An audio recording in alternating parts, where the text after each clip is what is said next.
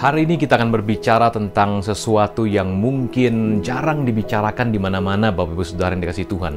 Bagaimana kita menjadi serupa dengan Yesus dalam hal gaya hidupnya yang sederhana.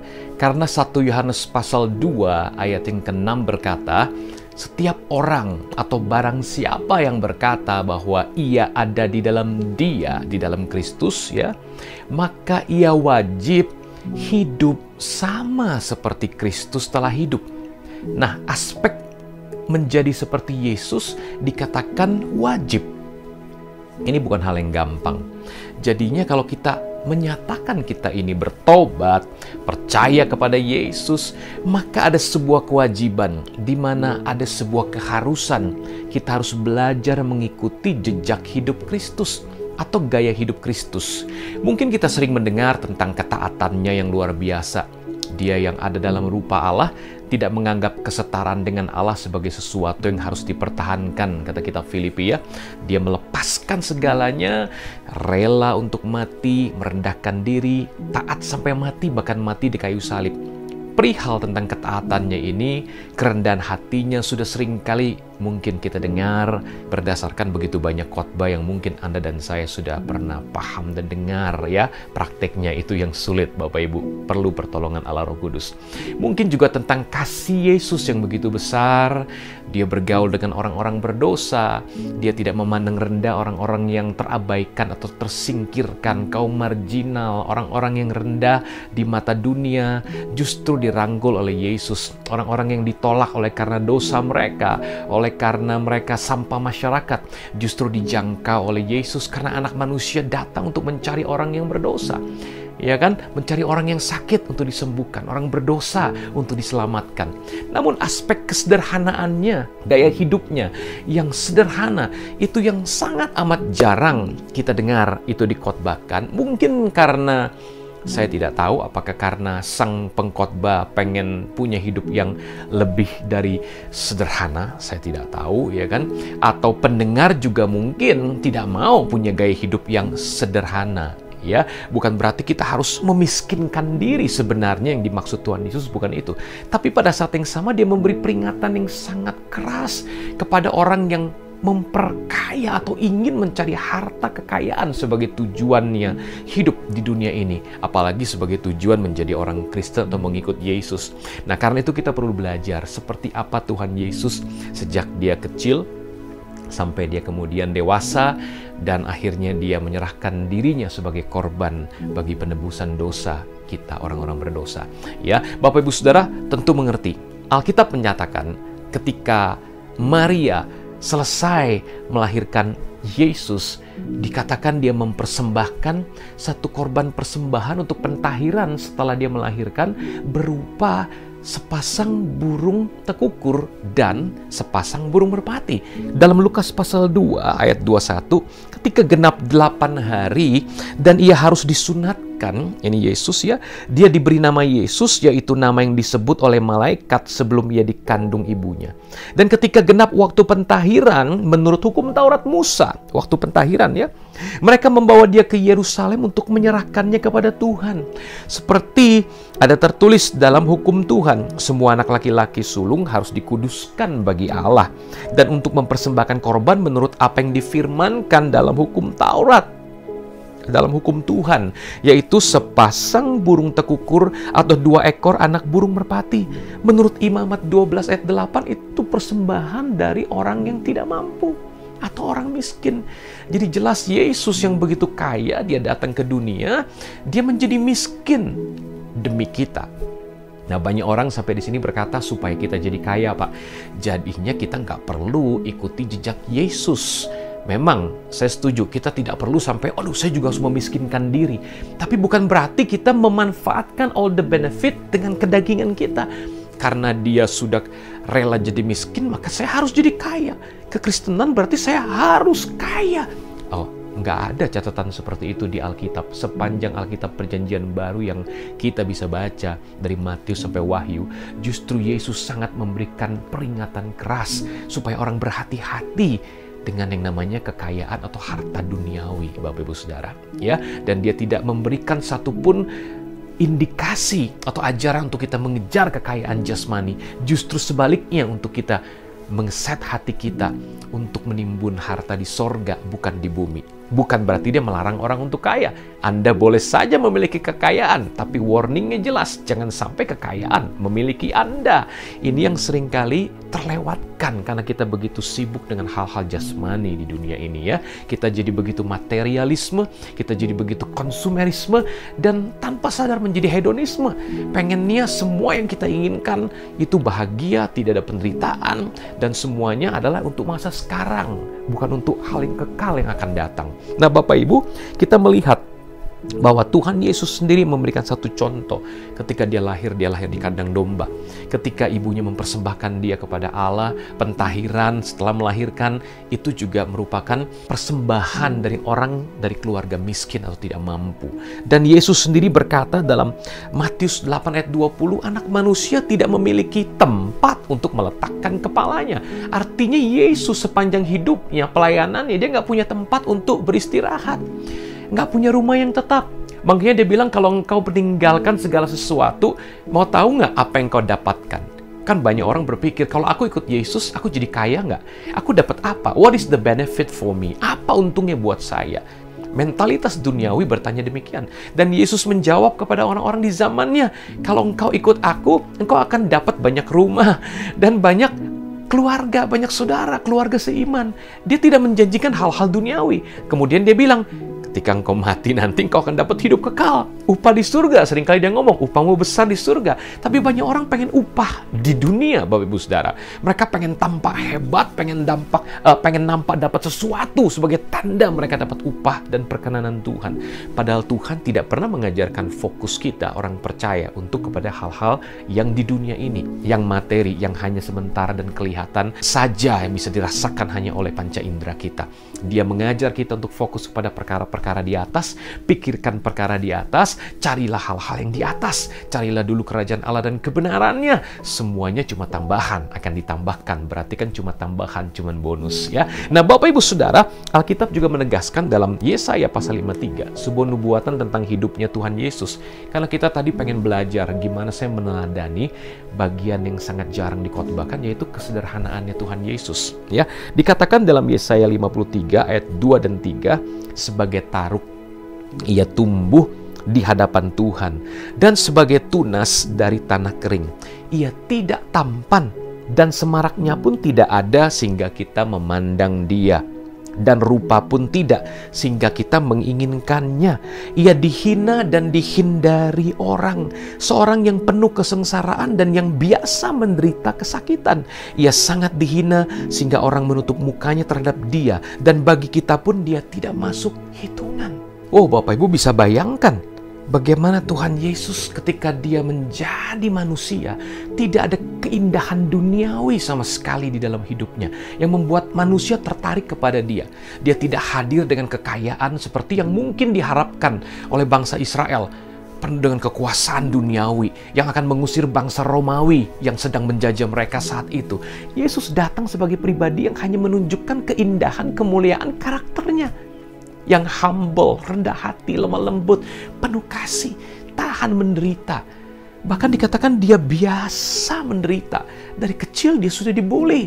Dari kecil dia sudah dianggap anak perzinahan. Karena mana ada orang percaya seorang wanita lahir sebelum menikah dengan suaminya, bisa dikira dia sudah berzina terlebih dulu.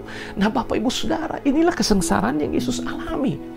Nah, maukah kita untuk belajar melihat hal ini dan menurunkan standar atau gaya hidup kita?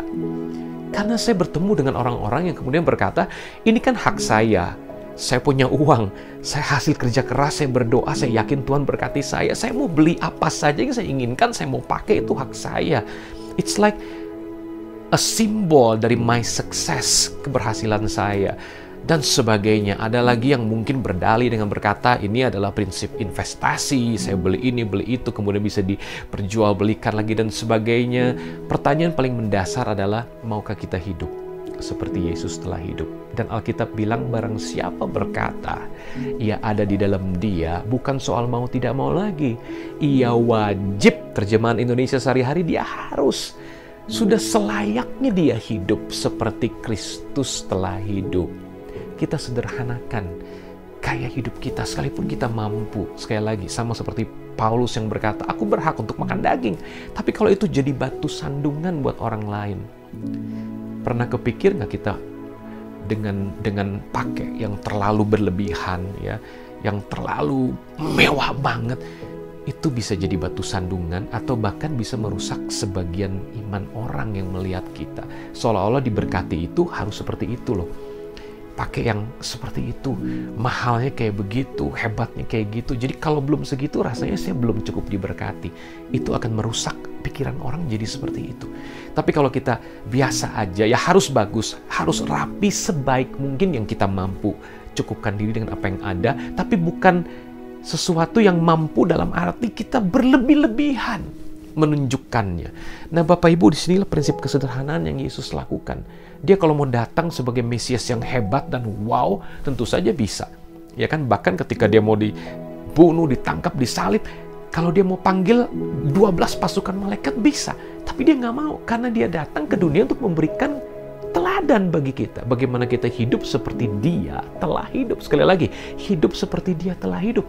Walaupun saya tidak mau juga kita jadi ekstrim yang satu, ya. Teologi kemiskinan kan semakin saya miskin berarti makin berkenan. Tapi pada saat yang sama juga jangan sampai teologi kemakmuran. Kemakmuran menandakan bahwa saya berkenan kepada Allah. Tidak. Ini mungkin lebih tepat disebut jalan tengah, ya Bapak Ibu Saudara. Bagaimana kita berdoa, apa yang menjadi bagian saya Tuhan, itu yang saya inginkan. Engkau sudah tahu, Engkau maha mengerti, maha mengetahui apa yang menjadi jatahku. Nah Bapak Ibu, ini perlu kita pelajari dan teladani. Kedudukan di bumi tidak ada artinya. Tampanan, kecantikan, jabatan dan sebagainya, bukan itu yang menjadi fokus utama kita. Bahkan bukan fokus kita sebetulnya. Fokus kita adalah menjadi seperti Tuhan Yesus. Yesus dihindari, ditolak oleh banyak orang dan sebagainya. Nah, kalau saudara menjadi orang-orang yang seperti itu karena kebenaran Kristus, seharusnya Anda dan saya mulai bisa belajar berbahagia dan bersyukur oleh karenanya. Nah, kalau kita lihat ini sebuah panggilan dalam Ibrani 13 ayat yang ke-13, Bapak Ibu Saudara. Karena itu, marilah kita pergi kepadanya di luar perkemahan dan menanggung kehinaannya. Jadi bukan seperti orang yang ambil sebanyak mungkin benefit. Yesus kaya rela jadi miskin. Saya harus jadi kaya oleh karena kemiskinannya. Sekalipun ada ayatnya. Dan itu ayat jelas banget. Mengatakan jemaat-jemaat itu sekalipun miskin tapi memberi. Mereka kaya secara rohani, kaya dalam kemurahan. Jemaat di Smyrna mereka miskin tapi kaya. Bandingkan dengan jemaat di Laodikia. Mereka kaya secara materi tapi miskin secara rohani. Malang, buta, telanjang. Bahkan Tuhan dikatakan dalam kitab Yakobus memilih orang-orang yang miskin dari antaramu supaya mereka menjadi kaya di dalam iman. Jadi hati-hati sekali dengan pengejaran akan materi dan kekayaan sebagai simbol berkat, sebagai simbol kita berkenan tuh. Ini harus ekstra hati-hati, saya kasih tahu sekali lagi buat kita semua. Karena ini sudah merasuk ke banyak gereja, gereja-gereja besar terutama. Ya, dan jangan sampai ini masuk ke seluruh gereja, bahkan gereja kecil pun ikut-ikutan lagi. Jangan, Bapak Ibu Saudara, fokus kita adalah yang tidak kelihatan. Ya, nah Alkitab mengajar kita, mari kita pergi kepadanya di luar perkemahan. Apa arti di luar perkemahan, Bapak Ibu? Pada saat itu buat orang Ibrani, mereka berhenti mengikuti syarat-syarat perjanjian lama, hukum Taurat dengan korban-korban ibadah, hewan kurban dan sebagainya. Tapi buat kita orang percaya yang tidak lagi di bawah hukum Taurat saat ini, tentunya ini bicara soal apa? Keduniawian. Kita pergi dan lepaskan diri dari sistem dunia, cara pandang dunia, nilai-nilai dunia. Bagaimana dunia menilai kesuksesan hanya berdasarkan prestasi, pencapaian, dan hal yang bisa dilihat. Bukan berarti kita nggak perlu menghasilkan keberhasilan sebagai orang-orang yang tekun dan percaya kepada Yesus. Keberhasilan kita datang karena pengenalan akan Tuhan, bukan karena pengejaran akan keberhasilan itu sendiri. Nah, Alkitab berkata di sini, katanya kita menanggung kehinaannya. Artinya kita siap untuk belajar sederhana, hidup seperti Yesus telah hidup, Bapak Ibu Saudara. Berbagai kenikmatan dosa, kenikmatan dunia, tipu daya kekayaan adalah perkemahan yang harus kita jauhi dan hindari. Semua sasaran-sasaran yang tidak kudus, yang hanya sementara di dunia ini, harus kita buang, Bapak Ibu Saudara. Kalau itu tidak ada relasinya dengan mengembangkan kerajaan Allah di bumi ini, kalau itu nggak ada relasinya dengan pemikiran dan motivasi ketika saya melakukan ini, saya melakukannya untuk Tuhan, bagi kemuliaan Tuhan, bukan kemuliaan saya sama sekali, itu harus kita buang kalau nggak ada relasi sama sekali dengan motivasi yang benar. Nah, kemudian kita belajar bahwa kita harus ikut menanggung kehinaan Kristus agar dapat mengikuti Dia. Seperasaan dengan Dia, sehati dengan Dia, menjadi sahabatnya, bersatu dengan Dia, sejiwa, sepikiran, senafas, senada, seirama dengan Dia. Dan ini tidak mudah. Kita semua harus belajar ini hari lepas hari. Dan ketika kita keluar dari perkemahan keduniawian, berarti kita menjadi orang asing di bumi ini. Kita nggak punya tempat tinggal yang menetap, kata Alkitab. Kenapa? Mata kita tertuju kepada tanah air sorgawi yang sudah Allah sediakan. Sebagaimana para orang-orang beriman katakan, Bapak Abraham berkata, kerinduannya adalah tanah air sorgawi.